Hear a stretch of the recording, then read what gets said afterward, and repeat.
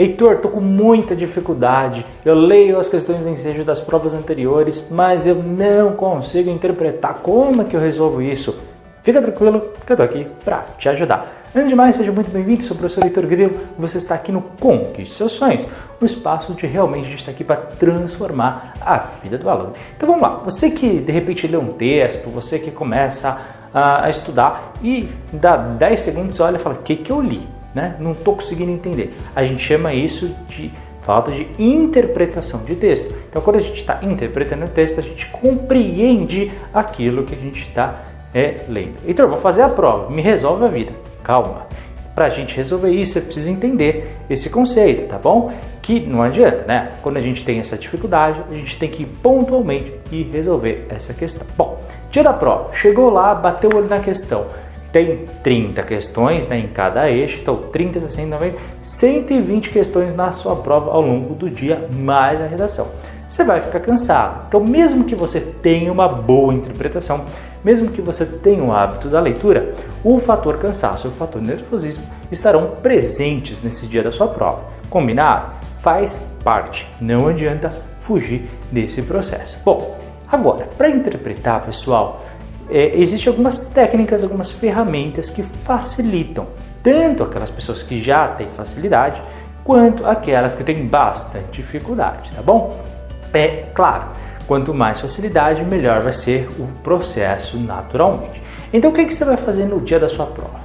Pegou lá uma questão, você vai fazer, presta atenção, hein? Segue o passo a passo que vai dar certo. Segue, confia, pessoal, a gente faz isso aí há quase 20 anos, então fica atento a isso. Olha só, o que você vai fazer? Pegou a questão número 22, por exemplo. Beleza, tá aqui com ela, bonitinha, bacana. Um texto enorme, metade da página. O que você faz primeiro? Lê o texto? Não!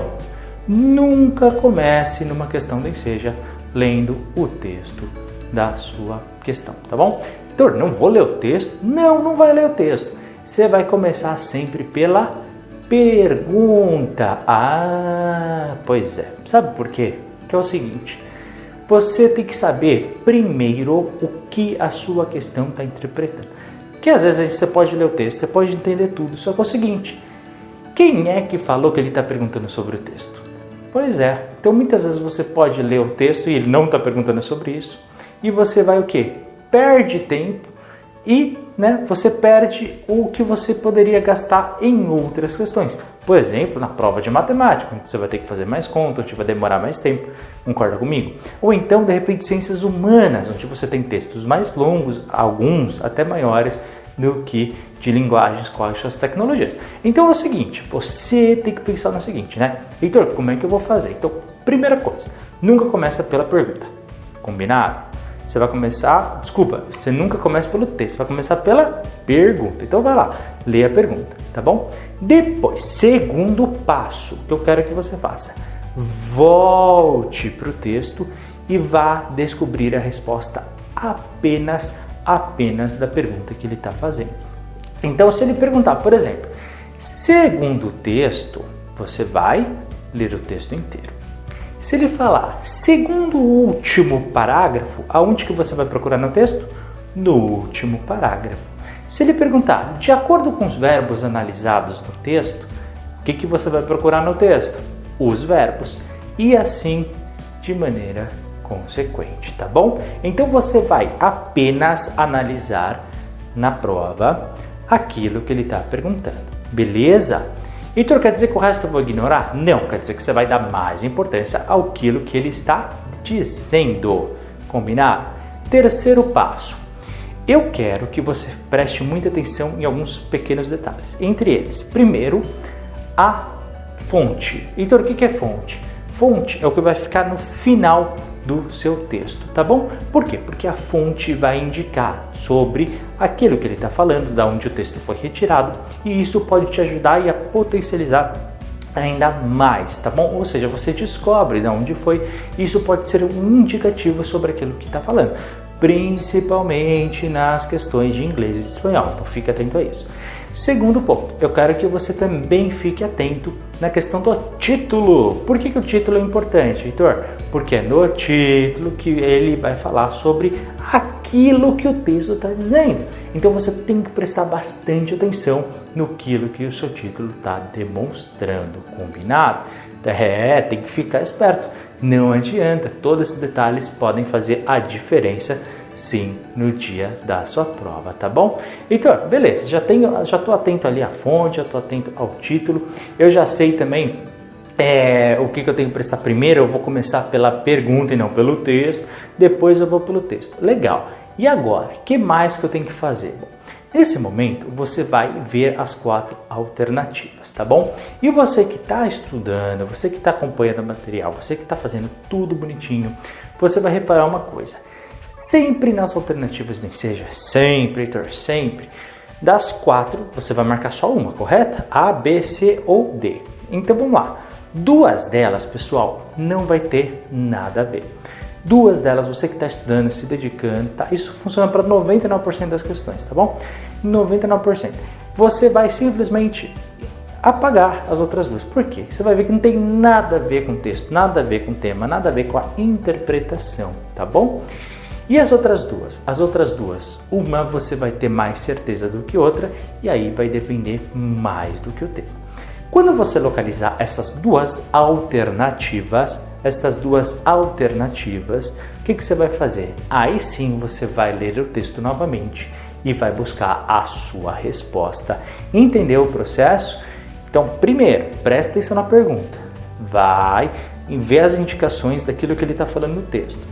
Vai para a alternativa, descobre as 2 e depois mata localizando ali no seu texto, tá bom? E aí, com 2 alternativas só, fica muito fácil. Por quê? Porque você começa a perceber, deixa eu buscar isso que está na alternativa A ou aquilo que está na alternativa B. E você consegue localizar a resposta com muito mais facilidade.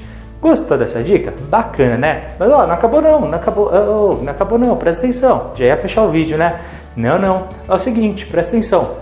Olha só, além disso, além de tudo aquilo que eu falei para você, você tem que também acertar na hora de passar pro gabarito, não é verdade? Já pensou? Acerta a questão, mas erra na hora de passar? Então presta atenção, hein?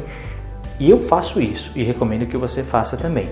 Utilize essa técnica de começar pela pergunta, depois o texto, depois as alternativas, excluindo as alternativas, mas na hora de passar para o gabarito, eu faço, tá? Eu faço, toda vez que tem que fazer uma prova, eu passo para o gabarito a cada 5 questões. Então eu faço da 1 a 5, passo a 5 para o gabarito. Faço da 6 a 10 e depois eu passo da 6 a 10 para o gabarito e assim por diante. Então por quê? Porque, por exemplo, vai que eu me erre alguma questão aí, né, e perca a minha prova. Já pensou nisso? Errei a terceira questão, aí da 4 até a 30 eu erro na hora de passar o gabarito?